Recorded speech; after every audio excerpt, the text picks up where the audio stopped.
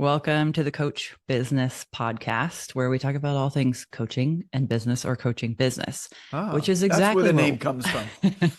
that's exactly what we're going to do today.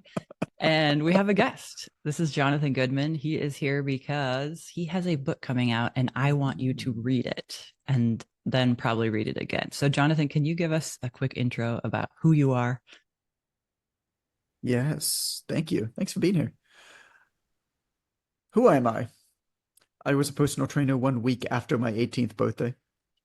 With a kinesiology degree, I started training full time after 3 years training at the university gym, and then started kind of building my way up in the industry. Wrote a book, self-published a book for trainers, and I was about 24 years old in Toronto. That's called Ignite the Fire. From there, started a website for trainers, started publishing other people, started writing much more on the internet. Started a blog and became a quote unquote, I guess you'd call me a creator now, begrudgingly back in the day in 2011, before it was Mhm. cool to do that. And so, over those years, kind of done everything in uh, business, fitness business, selling information, building online platforms. Like our blog had 4 to 6 million people visiting it a year, built pages across Facebook and Instagram and stuff of hundreds of thousands, multiple times. And then, like I've done 8 digital programs, 3 membership sites. I have a software platform, uh, 2 coaching programs, a certification, 12 self-published, 11 self-published books, now a traditionally published book with HarperCollins.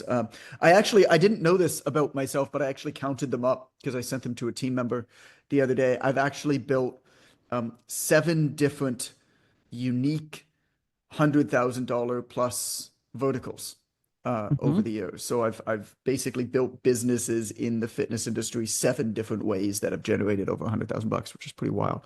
Yeah. Uh, but yeah, I don't know. Is So that you've good? tried all the things, I think it's safe to I've say. I've done I've done I haven't done supplements. Okay. I've never promoted supplements, and that's about the only thing that I haven't done. For no other reason than I just don't really believe in them, Hmm. kind of, for most people. I don't take them myself. I took a little bit of creatine and protein over the years, and then I just kind of stopped, and I don't miss it. And so I just don't have any supplements or anything. So I've never sold supplements. I've never promoted supplements in any capacity. That's about the only thing that I haven't done. I even had a fitness web comic at one point where we sold clothing and merch. So like, yeah, That's amazing. I kind of done everything in this Yeah. field. But the supplement thing is interesting because I think it points to exactly why I've always been drawn to the content you do create as a content creator, which is you're clearly values driven, values led. You don't do what you wouldn't do. You don't Sure. say what you wouldn't do, and you just keep it all like, here's what I would do, keep it basic, keep There's going. lots of opportunities out there, right? And there might be some opportunities that are objectively better opportunities or worse, depending on how you define success. Uh, do you define success by, this is where I might be able to make the most amount of money? Fine, like some people do. I Hmm. don't. And even then, are you measuring that appropriately? Right? Like Right. maybe not. There you can measure an opportunity based off of the amount of what's called asymmetric risk it presents. Like how good is the upside depending on the potential downside risk Yeah. if things don't go well. I think that that's a pretty good way. But more than anything else, I think it's just like what's in the center of your Venn diagram of, okay, this is like uniquely me in my kind of geeky obsessive way. Hmm. uh, there is clearly a market for this. Are people already selling this successfully? If they're not, I had a mentor of mine many years ago. Her name was Carolina, and she was this Argentinian woman, and she was hilarious. But I remember I went to her with a business idea, and I don't even remember what it was. But I said something to the tune of, I don't want to tell you about it because I'm afraid, that nobody's doing this yet. And I'm afraid it, and I remember she kind of stopped and she looked at me and she chuckled and she goes, John, if nobody is doing this, if that is true, it is because it is a shit idea. Yeah. So, are people already doing it? Like, Yeah. one of the major things whenever you're coming forward with an idea is like, are there already leaders in that idea? Is there already a language pertaining to that idea? Right. And do communities already exist that serve that idea? Hmm. If those things don't exist, there's probably not really a business in there. Right.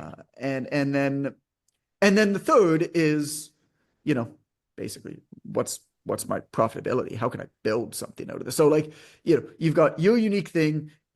Are people already doing it? And then can you come into it with an angle that's going to be profitable? I don't agree with taking anything on that I don't think is going to be something that I'm going to spend a minimum of 3 to 5 years in. I That think makes that there's a sense. way to rapidly test ideas over the course of Hmm. 2 weeks. And then once you figure out, and I can go through that if you want, but once you figure that out, um, 3 to 5 years minimum. If you've decided something's going to be your thing, make it your thing. On the cover of this book, right, Caryn, there's a whale and there's a bunch of pennies, and the whale is origami dollars. That's representative of my life and my business philosophy, which I call whales and minnows, which is make it free or make it expensive, show Hmm. up or don't, do the thing or don't do the thing. Yeah. If you decide to do the thing, do the damn thing, or Yeah. don't, and both are fine. Well, how do you know the difference for you between doing the damn thing and kind of doing the thing? Kind of doing the thing feels like I'm pushing up against some sort of an invisible barrier. Some call it burnout. I'm working really, really hard. I'm going to bed at night and I'm tired. Um, I've worked hard, I've done a lot, but I can't actually put my finger on anything that I've actually accomplished. Versus doing the damn thing is I'm actively working towards executing on some plan. Mhm. Whether that is objectively the best plan and plans change, that's fine. But I know what I'm working towards. I have my key behaviors every single day. Yeah. And I'm moving towards that. If I'm writing a book, it's going to take a long time. I mean, this book took me 3 years, right? Yeah. Until the point where it came out. And there's a lot of steps to it. But 5, 6 in the morning, I'm waking up in the morning and I'm doing an hour and a half, 2 hours of writing before my family wakes up. That's just my best time. The day's a win. It Hmm. really doesn't matter what else I do over the course of the day as long as I do that, even though this book won't come out for another 2 years, let's say, or like Right. the next book that I'm working on, I already signed the deal for it, is going to come out early 2026. Okay. Um, that's a long time from now. It's a long game strategy, a book. It's a long game strategy, but I think kind of anything meaningful is, but you've got to put in the day-to-day work to get there. And Yeah. a lot of the time we're putting in the day-to-day work, but we're not actually getting anywhere with it, or we're not working Hmm. actively towards something that is going to fundamentally change our position, Yeah. professionally or personally. We're just kind of like, oh yeah, no, I'm into the post today. It's like, okay, why? Like, for Right. what purpose? Like, what did that do for you? Oh, but I'm doing content. It's like, all right, well, like, again, for what purpose? Like, it's not a bad Right. thing to do, but you should have a reason and you should measure it against some sort of tangible business outcome, or else you are just working for the social media company for free. Right. And what I hear is clarity enough that you can actually have satisfaction. It's a much shorter way to say what I just said in the last 5 minutes. Yeah. But I think it's really important, right? That that feeling of satisfaction that we're all wanting, but oftentimes we don't get because we haven't gotten clear enough about what we want to do, what we're creating. Yeah. Yeah. Yeah. Yeah. I Cool. love I love looking at waypoints along the journey. I Yeah. love establishing a goal. Fine. I've never quite been goal oriented, but getting a book out into the world is a goal. But it's just too far away Yeah. to be motivating for me. And so, you think about like the marshmallow test, if you're familiar Hmm. with that, where they put a marshmallow in front of a kid and then they leave and they say, if you don't eat this marshmallow, we'll give you a second one. Yeah. Uh, I would have eaten the crap out of that marshmallow. I'm hopelessly addicted to immediacy, I and love it. so I've had to design into my life rewards every Hmm. day as I work, but also along the journey as I work towards big projects. And one of the things that I do is I'll kind of establish waypoints. You know, uh, Consider your goal not the end point, but a beacon pulling you in the right general direction. You're Hmm. probably not going to end up there. You're Yep. probably going to end up in a position in a place that you never could have anticipated before you Yeah. started. Because you're But going somewhere. you're going somewhere, and the beacon is pulling you in the right general direction and keeps you there. And then along the way, there are waypoints, check-in points. And so, what I like to do is one of the things that I've noticed over the years are people that I love want to celebrate and want to be happy with me, but don't know how. Mm. And oftentimes, what they will do is they will kind of reinforce the wrong behaviors. they celebrate. If you think about like people who you love, they'll celebrate outcome goals with you. They'll Hmm. celebrate when things go well. They'll celebrate Right. weight loss. They'll celebrate a financial win. They'll celebrate even just like when this book comes out, Right. we're gonna have a party and they'll celebrate with me. But really, what is up to you is to figure out a way to help to encourage people who you love to celebrate with you when you've done something good, Yeah. regardless of the outcome. When you got up at 6 a.m. and wrote for an hour and a half and won the day. And so, what I'll do is, every draft, for example, of this book, I organize an experience with somebody or people that I love. Like for Cool. the obvious choice, the first draft of the book, the day after it finished, I took my family to an island in Nicaragua called Ometepe. And we were there with my mother-in-law, with my family, and then with our nanny. We were living in San Juan del Sur in Nicaragua at the time, so it's not as crazy as it sounds. Hmm. The second draft of the book, so like kind of like the final manuscript, my dad and I went on a daddy son trip to Oaxaca City in Mexico the day after it was Fun. due. And then the final like sign off, like this is done. The day after the deadline, Allison and I took a romantic getaway to a place called Key Mixto, kind of like this like super paradisey place. And so, regardless of how the book performs in the market, I've already celebrated three You're times winning. this process. And I think Yeah. as we try to accomplish something great, as we're working towards something, can you establish those waypoints and then go to people you love and set those deadlines? For me, they were external, but you could create internal deadlines too. Hmm. And So you share that stuff before you do it. You say, hey, we're sure, going to do this when this happens. So they know too. yeah. I Okay. mean, you booked the trip. Yeah. You booked the trip. Hmm. Even right at the end of this, I think the last line of the ending of the book is oh God, what's the last? It's like I booked a trip with my dad the day after this manuscript is due. Do you want to hold the book Uh, up and I'll take your picture? We'll get some social yeah, media sure. time while we're on here. Yeah, it says a while back, my dad and I booked a celebratory trip to Oaxaca City for the day after this manuscript is due. We leave tomorrow, and I still need to pack. Time to go exploring. That's Like that's awesome. how I finished the book. Like Next that's the chapter. final line of the book. No, that's the Yeah. final line of the book. It's the final line of Yeah. the epilogue of the book. Uh, Yeah. I think it's really important to do that, Hmm. to reward ourselves for not jobs being successful, but jobs done well. Yep. Nice. I like that. I think it's really important too. I think it's underestimated how much that can do for us in our productivity and our achievement. Yeah, and just Yeah. joy, just joy. Like, what are we doing here? Hmm. What are Right? we doing if we're not having some fun? What are we doing? Right. Um, yeah, Okay. So I want to hear a little bit from a business perspective. This book is called The Obvious Choice. We're, of course, going to link it in the show notes so people can go sure. buy it and read it. I want to know how you think about this book in terms of your overall business and the impact it's going to have, whether that's on profitability or impact Mm, or reach, or where are you with it? that's a good question and one I've never been asked before, but I've thought deeply about. So thank you for asking that. Hmm. Okay, there's two components to it. Number one is one of my businesses is a high-end mentorship for online fitness and nutrition coaches, right? Yeah. And in that field, a lot of people who kind of know me have known that I've been in this game for a very, very long period of time. Have known that I've had success myself and with other people in the game, and that's great. And it's kind of become aspirational in some ways to work with our company just because people have followed us for a lot of years Hmm. If early I were on a in our trainer, career. I would want to be in that group. Yes. So you followed me for a while, right? So you Yeah. know that. There's a lot of people who haven't. And so to them, completely understandably, I'm just another guy, right? Right. I'm just another guy saying nice sounding words that just about anybody else can say. Um, Hmm. and this cuts at the core of a lot of our frustration in business today, no matter what you do, no matter who you are.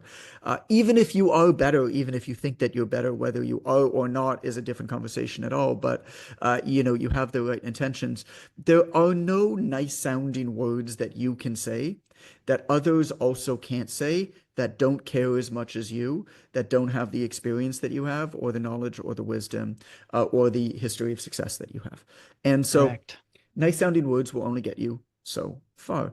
I Hmm. still remember Charles P.D. Bell was his name. We did a story on him for my online trainer academy years back, and we have a textbook for online fitness.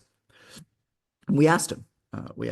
I asked him. I was doing the interview. I said, why did you sign up with us? Like, why did you take this certification when you could have taken these other business development programs? He goes, I didn't really know who you were. I didn't really know who you were. I was doing my research and I came across you and I came across other people, saying the same type of thing, right? And then I saw that you had a textbook. And I thought, Mm. ain't nobody going to go to that much trouble for some bullshit course. Truth. Yeah. Ain't nobody going to go to that much trouble. There is a concept in behavioral psychology that's referred to as costly signaling. When you go out of your way to show that you have invested more into something, we as a buyer look at that with more trust Hmm. of the seller. Think about the difference between if I were to send you a letter with a regular stamp or I were to overnight FedEx you that same letter. Yep. Um, we know that you could have sent me that letter with a stamp. That would cost you whatever it is, $1.50. But instead, we spent $30 or $40 to overnight FedEx that thing. This must be important. This must be important. So, how do I plan to stand out and keep doing what I'm doing for the mentorship, for example, in online fitness in the next 5, 10, 20 years, when there's always going to be people that are inevitably going to be coming up in the game that are younger, more energetic, better at new media than I am? Hmm. And better looking, to be honest. Like you look at some of the people selling business coaching in the fitness world, like it's just like good looking people. Um, Yeah. and And so, that does sell, whether we wanted to or not. right. Yeah. And so, is that the most important thing? No, but like at first glance, there's a reason why height and attractiveness amongst CEOs of, Fortune 5,000 companies, there's a correlation to that. Yeah. It's very human, whether we like it or not. And so there's always going to be people coming up in the game that are faster. And so I constantly think like, how can I have this element of costly signaling? How can I have this element of intangible quality towards what I Hmm. do? And um, I was like, well, it's gatekeepers. In a world where it's so easy to publish yourself, everybody has a studio on their phone. Anybody can self-publish a book, right? Yeah. I actually think that the pendulum has swung so far towards democratization and commoditization of expertise that I actually think we're going to be moving back towards a world where gatekeepers hold more esteem Hmm. simply because how do you possibly choose? Um, Right. Yeah. so there's nobody else in my field that has a book that's published by a big five publisher like a HarperCollins. Okay. Um, it's something that I can point to. It's something that my sales team can point to and immediately be like, look, we don't even know who else is out there. We're not saying that they're good. We're not saying that they're bad, but like, there's a reason why HarperCollins did a business book with John. Like, you can't fake Hmm. that. These people are too smart. You can't trick them Yeah. to like whether he's the best in the world, I don't know, but clearly he's not going to be shit. Right. Clearly he's done some interesting things on a big scale. And then, of course, if the book really takes off, your roses, it's just the attention and stuff. So Right. number one is that, which is a little bit less tangible. Um, Subconscious power moves. subconscious power moves brand for sure. Mhm. Number two is purely financial. I mean, I got a nice, you know, 6-figure plus book deal. So So this is the first book you've been paid to write. yeah, but I mean, I've sold a couple 100,000 copies of other self-published books. So Yeah. they've been Ahead of profitable time. ventures. They've Yeah. been profitable ventures. How do you get a book deal from a big traditional publisher? It's like you self-publish and you sell a lot of books first, Hmm. and then they come to you and they're like, "Well, we know that you can sell books, so how about you sell books with us, right?" And Yeah. uh, and so yeah. So there's money up front with that. But what's also cool is that I have an entire back catalog of self-published books. That will I all have my sell once people own read this one. products and service suite Yeah. of things that I own 100% of the IP on, of the royalties on, that will all sell as a result of this. They'll kind of Mhm. they'll come in the tailwind of it. And, this to me is representative, I think, of why you should play the long game with this. You know, don't try to get a traditional publisher if you're talking about books. This is parallel to anything, but don't try to get a traditional publisher. Don't try to beg for one. Wait until they come to you to beg you. Mhm. Because if you do that, and if you choose yourself, and if you publish yourself, and if you build your own businesses, whatever you have, um, they'll come to you. Number one, they'll give you more money, or they'll like bid against one another. But also, you're going to own your own stuff that's going to go along for the ride. Whereas if I started with traditionally published books, even if I were to be able to get a book deal, I mean, I get 15% of the royalties of this book, and I give my agent 15% of what I get. So I get 12.5% of the royalties of this book. So if this book sells for $30, I don't do public math, but call it $4, something like that. I get $4 a book. You got to sell a lot of books, right? Yeah. To make a good amount of money, and hopefully it will. But because I have a whole back catalog of books where I make list price minus the cost to print the book, 60% of that. So if the list price is $22, cost to print the book is about $5. I make 60% of, call it $18. I'll make eight and a half, $9 per book, $10 per book, depending on the list price.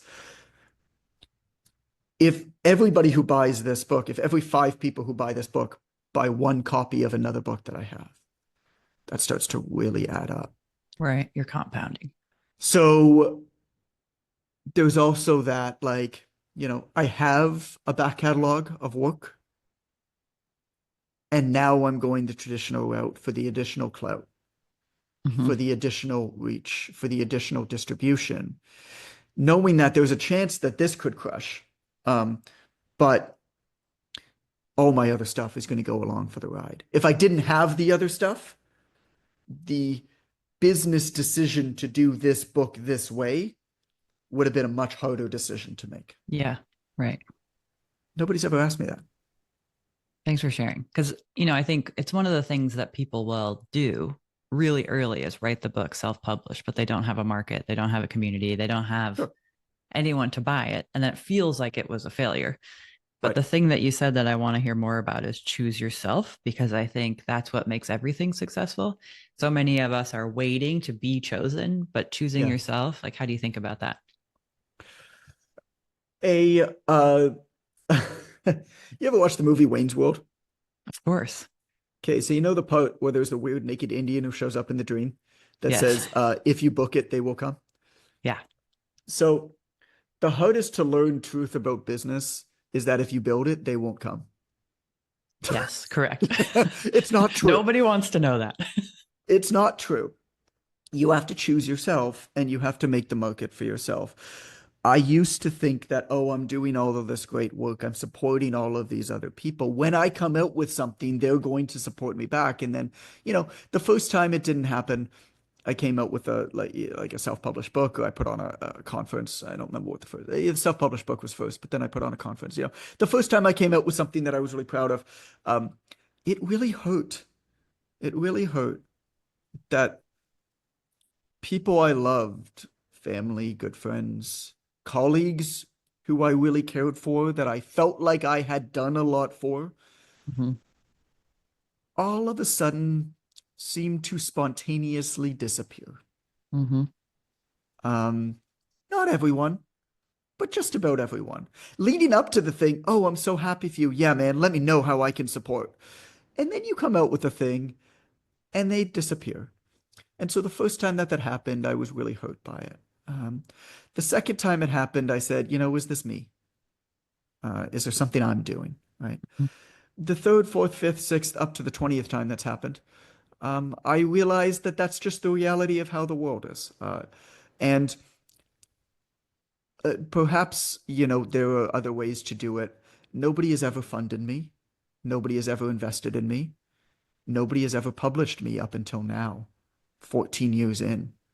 This is my 12th book. I've self-funded and bootstrapped everything from the ground up as a in-person trainer in a small local gym with no contacts, no network, small boutique gym, earning, working with 35 to 40 clients a week. Uh, Hmm. as I made a little bit of money, I invested that back into products and things that I was building, and it was slow. But I realized along the way that it was always going to be up to me to make things happen for myself, Yeah. much to my chagrin. And that means that I had to figure out a way to uh, build my platforms by celebrating others, um, not expecting anything in return ever. Hmm. Right. Occasionally it might happen, but most times it doesn't. And find my own markets. Even Yeah. with this book, it's a new market that I'm putting this out in. Sure, it'll start a lot with my existing network of fitness and health and nutrition and CrossFit and stuff. But what did you do? I looked at other people who were doing big work in this field. I followed book launches. I believe strongly in working backwards, not forwards. Yeah. Work backwards from something already going well, and how can you deconstruct that and make it happen for you? And so I follow book launches, right? Even if they're books I'm not interested in. Hmm. And so there's a book launch that came out last year. It was $1 Million Weekend by somebody named Noah Kagan. And it's not a book that I'm interested in. It's just not the kind of book that I knew that I wasn't going to buy it. I had nothing against Noah. I think he's smart. It's just not the book that I need at this stage in my life, right? Which is fine. Yeah. But I followed the book launch and I was like, this was just about the most well executed book launch I've ever seen. Um, and so number one is you got to become knowledgeable about a thing to be able to recognize greatness being demonstrated in that thing. Hmm. And so that's number one. You got to watch it. And then I was like, who's behind this? Right? Who's behind this? And when I found out who it was an 18-year-old kid. Seriously? He's 19 now. Did you get him for yours? Yeah. Hell yeah, I did. Nice Hell work. yeah, I did. And I paid him whatever he wanted. Just Amazing. didn't matter. It I just love that didn't for matter him. what he asked. And he's crushing it and he's been great. But one of the reasons why he's doing so well with me is he operates in blind spots that I naturally have. Hmm. I'm 39 years old. I grew up in a different time. Um, I grew up in a time when a lot of this new media environment didn't exist. I don't follow the up and comers the way that I used to in podcasting, on Twitter, on wherever, particularly in like the business and the creator worlds, because I just don't need to be in them anymore. Right. Um, Yeah. Whereas he's obsessed with it. I mean, this guy has been studying how to write the best hooks on Twitter since he was 15. That's amazing. He's come up in the game with all of these early 20-year-olds now who are a lot of the kind of young influencers in this world who have a lot of distribution. Cool. Um, and so, how do you make something happen for yourself? You look at where it's being demonstrated, you look at where there's excellence elsewhere, and you recognize, perhaps put your ego aside where you have those blind spots. Um, Even if people should listen to you, they won't unless you give them a reason to, Hmm. Which is choosing yourself. which is choosing yourself. Yeah. Yeah. Yeah. Yeah. Agree. Okay. You said something earlier about a 2 week rapid test that I think we want to know about. Oh yeah. Yeah, yeah. So I'm of the opinion that you could probably only do one thing well at any given time. And one of the things I've noticed, you don't need to answer this, but how old are you? Okay. 43. Okay, you're 43. So I'm 39. So something that I noticed in and around 35 was that people kind of started going very rapidly in two distinctly different directions that I knew in my life. Um, Most humans kind of stopped evolving that I knew Mm, in every sense of the word. But there were a few who actually started accelerating their evolution, their fitness and their business and their friendship groups and everything. And there kind of was no crossover. Um, and as I've, like I said, I'm 39. So I've noticed that those lines are rapidly accelerating away from one another. And so I started to think why why do humans tend to naturally stop evolving as they progress throughout adulthood? One reason is that, we're kind of pushed towards specificity in our career, and so we learn less about other stuff. But I think more than anything else, we just get busy and our efforts get diluted. It's not for lack of work or effort or even information. A lot of us know what we should be doing. The problem is we know too much about all of the things that we should be doing. One of the chapters in the book is called Optimistic Ignorance. I actually think that we should operate with a healthy dose of optimistic ignorance. We should know less about all of the reasons why we should not do a thing so that we Hmm. do the thing. I think that today, too many of us are pessimistically overinformed. Correct. And so, the problem is not that you're not doing the right thing. You probably are. The problem is that you're probably just doing too many damn things in addition to the right thing. And so, Hmm. how do you then choose that? I put in this process of 2 week rapid tests. And so it's pretty simple. It works like this. The goal is not to find the best, by the way. You wouldn't even recognize if you were doing the best thing ever for your business right now, you wouldn't even recognize it anyway. So searching for the best is a ridiculously foolish endeavor. And so instead, what you're actually searching for is your own unique brand of good enough. Hmm. Your own unique brand of good enough. And so, what is your thing going to do? The thing that seems to sit at that intersection of your natural attributes, wherever you geeky and weird and unique, the assets that you already have, right? What are the levers that you can pull on because of Hmm. who you grew up with or where you live or the networks that you exist within? What's at the center of that Venn diagram? And so, how you find that is you sit down. I always use notebooks, but you sit down, ideally with one of those really crappy dollar store notebooks, because then you don't feel like you need to be fancy in it. The problem with Yep. expensive notebooks is you have to be too pretty in them. Get a Hmm. crappy dollar store one and sketch the crap out of it. And you write down all of the things that you feel like you should do, right? And so, make a podcast, right? Write a book, uh, maybe door to door canvassing, right? Um, Cold calling, become an influencer on Instagram, like Hmm. whatever all of the things that you feel like you should be doing, master affiliate marketing, because the reality of it is all of them work and all of them Yeah. work on most likely a big enough scale for anything you would ever desire. But you have to figure out which one you can be great at. And then you have to focus on it, put blinders on, and only work on that one thing. But you don't know what that is yet. So make a list. And you want to ultimately end up with no more than 4 or 5 things on this list. So if there's more things on that list, do an initial gut check. Some of the things on that list you probably know aren't right for you.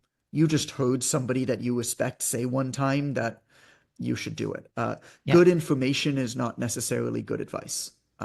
There can be good information out there for other people that's bad advice for you. And so do a gut check, eliminate the ones that you really don't feel like are right for you. And then the other ones, you're going to put them through a test. You're going to put them through a test. You're going to take a 2 week period. 2 weeks is not long enough to have any kind of results in a thing, but 2 weeks is long enough for you to identify whether there's promise. Hmm. And that's really what you're going for here. And so for those 2 weeks, you are going to obsess about that area. You're going to only consume content specific to it. Whatever I like to read, but maybe you like to listen, watch, whatever. You're going to only consume content specific to it. You're going to go on Reddit through all of the deep rabbit holes on those topics. You're going to learn as much as you can. And then you're going to execute upon that thing in the messiest way possible, as much as you can. For example, if your thing is a podcast, you're going to record a podcast episode every day for 2 weeks. Again, Yeah. it's not about whether anybody is listening. You're not going to be able to measure success. What you're doing by the end of it is you're trying to answer 3 questions. Okay. The first question is, do I enjoy this? Hmm. The second question is, do I think that I can be great at this? And the third question is, if I continue this for a minimum of 3 years, do I think that this could lead me to a lot of success? Like, do I think that this could be the type of thing that could work on a very, very big scale? Um, once That's a you, powerful question. I feel like people forget that one. It's not, can I do this for 3 years? It's just, am I going to do it right now, but not thinking about our future selves at all? And so once you are able to positively answer those three questions, that's your thing. Love it. That's your thing. Thank you for sharing that.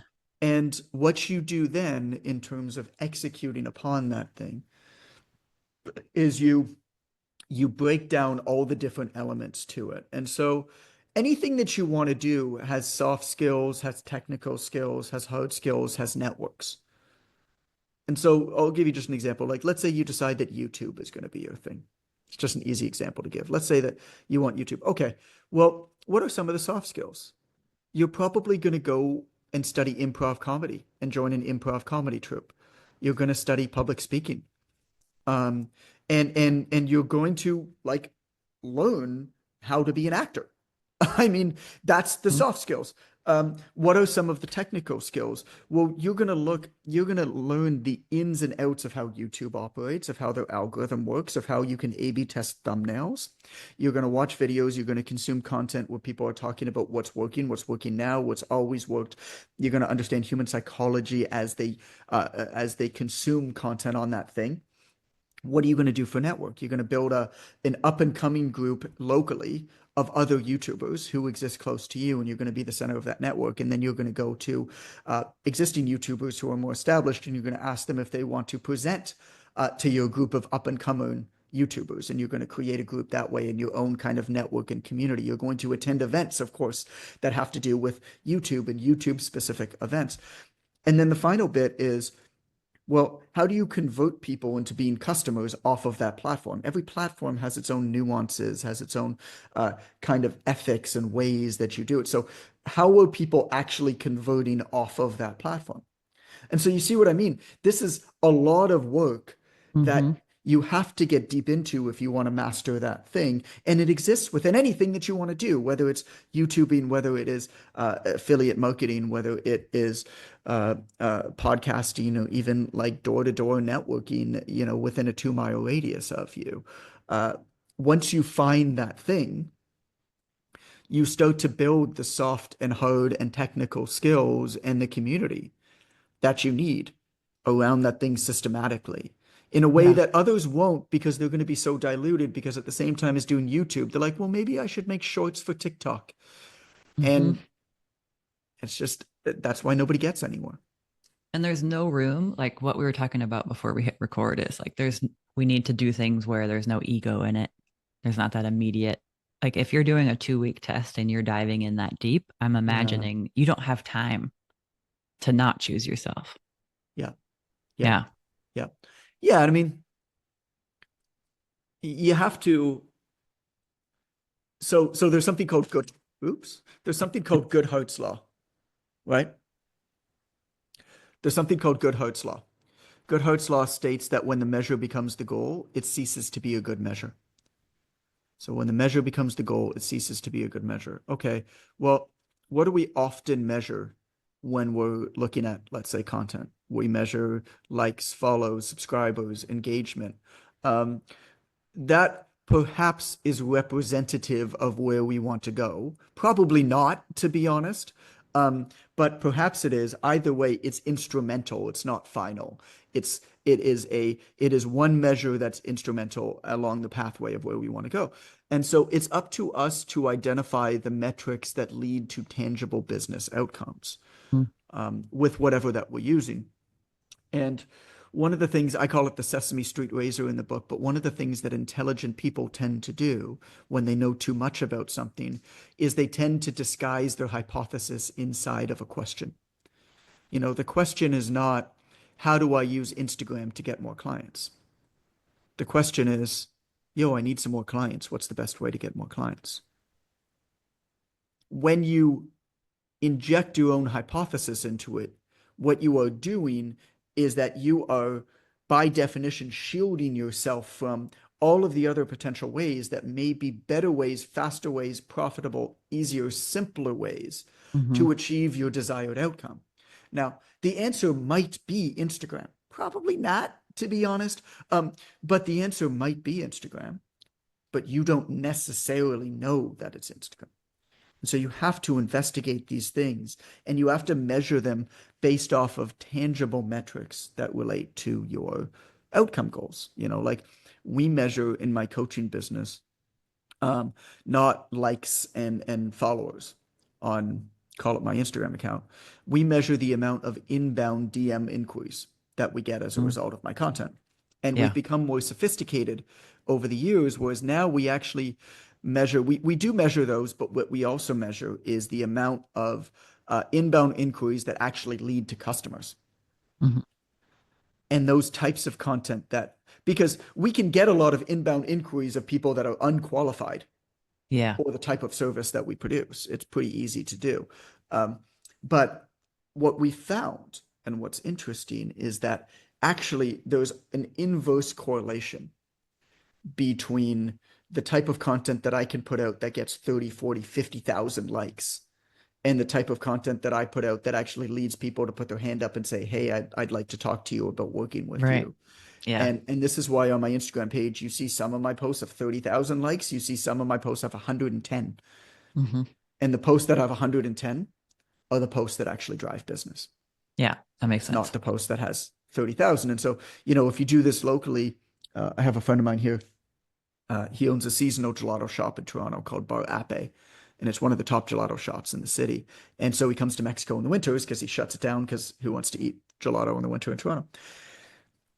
But they measure their success on social media based off of how many people line up at their door when they announce a new flavor.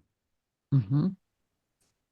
Yeah. Way smarter than, this is a local gelato shop. Who gives a shit if they have a huge 100 likes. follower count Yeah. on their thing? So, what are you measuring? Yeah. Right? What are you measuring? When the measure becomes the goal, it ceases to become a good measure. Um, and I think that's where a lot of us kind of tend to go wrong because our ego leads us towards these superficial ego-driven metrics.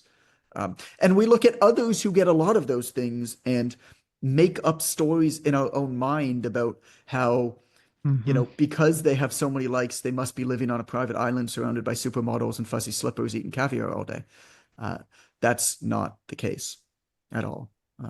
I know a lot of these people, and you would be surprised at how abysmal their businesses and lives also are because it's become so performative for them. Not in every case, but they have to keep up. Take so much time and attention away from the people that they love, and they're still not making a lot of money from it. And then there's other folks who you never hear about. 90% of They're business, killing it. 90% of business still happens through mostly offline word of mouth. Yeah. Think about, look around you. Think of every single thing that you own in your house around you. Do you even know if any one of those companies has a social media account, Good point.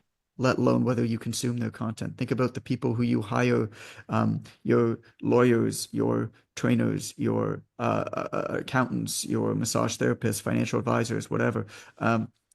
Do you even know if they create content online? Like maybe one of them, is that how you originally found them? Probably not. Hmm. It might be a way that they almost nurtured you and built a relationship with you. Content can provide very useful nurturance and retention functions. But I think you got to look at it as a way to convert leads that are generated elsewhere and not as a way to generate the leads themselves. Yeah. Agree. Okay. Thank you for sharing all of this. We have a few minutes. I'm curious. I was reading chapter 4 of your book this morning, Oh God, which one's that? the latest one you posted, Oh, okay, but okay, okay. you don't have to have anything specific thought It's of right chapter now. four. What Ah, what I cool. Got it. notice, Okay. yeah, what I I'm notice is writing the that next book, so I get them so confused. I bet, I, yeah, I, you say the same thing over and over and over again using different quotes, different experts, different stories, but you what's always that? are saying the same thing. What's that? It's like, have relationships, go where the people are, Sure. don't hide behind the internet. Of course. Um Humans how buy from humans. right. And Trust I'm transcends I'm always saying expertise. Yeah. I'm always saying the same thing. And yet I'm still pulled to like go beyond the social medias or go, how do you keep yourself in the mode of doing what works versus getting pulled out into shiny objects or wherever FOMO may take you? And then that could be our final question for today. I go in very intense bouts. Okay, where do I want to go with this? I do not believe that 1% better small marginal gains is the way to be successful or have any sort of transformative change in any way, shape, or form. Um, I've seen the chart. Mathematically, it works. If you get 1% better every single day at whatever you're doing, at one point in the future, you will hit an inflection point and that will become exponential. Mathematically, that works, but humans aren't math. Humans don't exist on a chart. Um, what am I supposed to be focusing on for that 1% every day? Like everything, like one thing. How long do I have to do this until something magical happens where I hit this inflection point? I don't know. I just can't keep to it long enough, and perhaps I'm just not disciplined enough. And if that's the case, then so be it. And so what I do instead is I look at my career, I look at the course of my year, and I put it into seasons. And each season, some seasons are just seasons of chill, right? Other seasons are seasons of obsessive focus on one thing at any given time, really obsessive. I don't believe that transformation happens slowly over time. I don't believe that it's even an exponential curve. I actually believe that it exists as a series of steady state and then quantum leaps. I think that it's a matter of obsession, blanketed, flanked on either side by consistency, and the consistency keeps where you are. The obsession leapfrogs you to the next level, and then you maintain it. And so the way that I do this with social media and that is beforehand, I define periods of growth. My Instagram page has not grown, has not gained, I don't know if it's gained or lost followers, but like the number hasn't gone up, right? So it hasn't gained 1,000 followers or lost 1,000 followers in the last month and a half. Mm-hmm. I'll go through some months where I'll gain 30 or 40,000, right? Because for that month, That's the usually, obsession. usually I do 30 days at a time. Sometimes I'll even do as much as 60, where my only focus is obsessive growth of Instagram, let's say. And when you put in that dedicated effort into something, what does that mean, right? That means that I'm going to look at my best pieces of content. That means that I'm going to study other people who create work similar to mine. And I'm going to create my own versions of existing winners. I'm going to put that content out. I'm going to go out of my way for hours a day to network on that platform, right? Have calls Mm-hmm. with other people coming up in the game, helping them if I'm a little bit ahead of them. If I'm a little bit behind them, sharing their work, trying to build connections with them, celebrating them. That means that I'm going out of my way to engage with everybody commenting.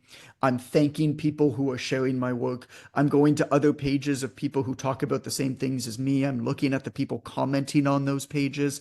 I'm going to those people's pages. I'm following them. I'm engaging with their work because what what a lot of people don't realize is that people who do one thing do that thing everywhere. People who don't do a thing don't do that thing anywhere. And Mm-hmm. so people who comment a lot. People who don't. People who share a lot. People who don't. And so if you want your page to become a flurry of activity, what you do is you go to other pages who have gathered a lot of people already. You look at the people engaging with them. You build relationships with what I call the road builders. And then those people come back on your page, right? And so I'm doing all of these things for 30 or 60 days. It's 4, 5, 6 hours a day. Mm-hmm. And yeah, if I did not grow on social media when I'm doing that, I'd be upset. But then all of the other times, I'm reposting my material and I'm not even looking at it. Or in this Cool. case, I haven't opened up my Instagram account in 3 weeks. I have my team posting on it and they're reposting stuff. They're cutting up videos. I can tell you right now, if I were to look at it, it would not be performing well. I don't care. My focus is on promoting this book. That's the Yeah. period of obsession that I'm in right now. And so the social media account is there, but Mm-hmm. it's not the focus. It needs to be maintained, but I don't need to worry about whether or not it's growing. Mhm. There will be a time for that. And that's the biggest thing that I've gotten over in my mind is, I picture this is actually the next book, but I picture my life as a triangle, and I've got a line for money and work. I've got a line for health and fitness. I've got a line for family and relationships and community. And the process of betterment over the years is simply a matter of thickening each line of the triangle, strengthening, reinforcing the structure over time without letting the whole thing collapse. Mhm. And so at any one given time, what I'm doing is I'm working on one aspect of one part of the structure while maintaining the other ones, not Yeah. focusing on growth. And it used to be really hard because I used to be like, oh, if I'm revving on all engines with business, well, maybe my fitness is not moving forward as much and there would be guilt associated with that. Or, maybe I'm really transforming my levels of fitness forward, but I'm not able to be there as much for my kids because I need to sleep much more at night, which means I can't read for as long as I'd otherwise read, or lie in bed for as long as I'd otherwise lie in bed because I need to sleep really well because I got to get up and train at 5:30 the next morning. Mhm. And so there's always guilt, right, when we're trying to do everything at once. And so what I've done is I've established checklists. I call it the wheels on the bus checklist to maintain these levels so Yeah. that I can focus on one thing and make it better and just basically jump from one to the next, systematically leaping and just improving over With time. enough intention that if you get the invitation to feel guilty, you remind yourself, this is where I'm focused now. I will be back in that place again. And it's not perfect. Yeah. And it's not perfect. And I, you know, do I follow that checklist every time? No, but having the checklist means that I can always look back at it. For example, like my family checklist is breakfast and dinner with a family every single night, dropping Calvin off to school, and a minimum of 15 minutes on the floor playing with each kid. I have two kids, 7 and 2. A minimum of 15 minutes one-on-one play with each kid every single day. I love it. Yeah. And do I do that every single day? No. But if I have it written down on a checklist, I can look at it and I can say, ah, you idiot, you missed that. And I get Yeah. back to it the next day. Yeah. I like it. Places where you catch yourself. Yeah. Yeah. Yeah. Okay. Yeah. I want to thank you for being here and for sharing and Yeah. Thank going you. far and wide on your book tour. Again, we'll have the link for the book in the show notes. And where do you recommend people follow along with you and what you're up to and the new things that you're thinking about? Sure. I mean, what I'll say is buy the book, first and foremost. It's called The Obvious Choice. It's published by HarperCollins, so it's available everywhere you would get books. So buy it wherever you get books. It's on Kindle, it's on Audible, it's in hardcover, whatever you like. And I'm on Instagram, I'm on Twitter, I'm at It's Coach Goodman on both. Buy the book. And if you don't absolutely love the book, send me a message. I mean, you can send me a message anyway, but send me a message and I'll send you back 100% of what you paid. So there's no reason for you not to check it out. Either way, yeah. Love it. That's where I hang out. Awesome. Well, thank you for being here. Thank you for writing the book and for being an example, I think, for lots of people in business of here's a way you could do it, and do it really consistently and do it really well and do it really successfully. So you're fun to watch. I appreciate it. Thank you. Thank you. I want to be here for a long time. Yeah, that's the plan, right? Yeah. All right. I appreciate you. Thank you. Thank you. So thank you for being here for this episode of Coach Business, where we had the great pleasure of learning from and being with Jonathan Goodman. Remember to go find him at It's Coach Goodman on the interwebs. That was for me such a great experience of just following kind of the nudges. He's someone who I've been following for years. I really appreciate how he does business. And when he put out an email, he's one of the few newsletters I actually read. He put out an email saying, join my book launch team. I was like, yes. And then it was, does anyone want to have me on their podcast? Either that or I just pitched him. I don't remember. But I really appreciate and admire something that he teaches, talks about, and celebrates, which is connection and relationship building and showing up and being supportive. And I hope I hope that's one of the things you take away today. I know that the 2 week test is absolutely going to be something that we bring into client work inside of my business because I think it's brilliant. And outside of that, I hope you go buy the book and read it because it is full of a bunch of stories and quotes and ideas and thoughts that all support what you need in order to make your business the obvious choice. Thanks for being here today. And thanks again, Jonathan, for taking the time and stopping by Coach Business as part of your book tour. All right, everybody, go have some fun, read great books, and yeah, enjoy your day.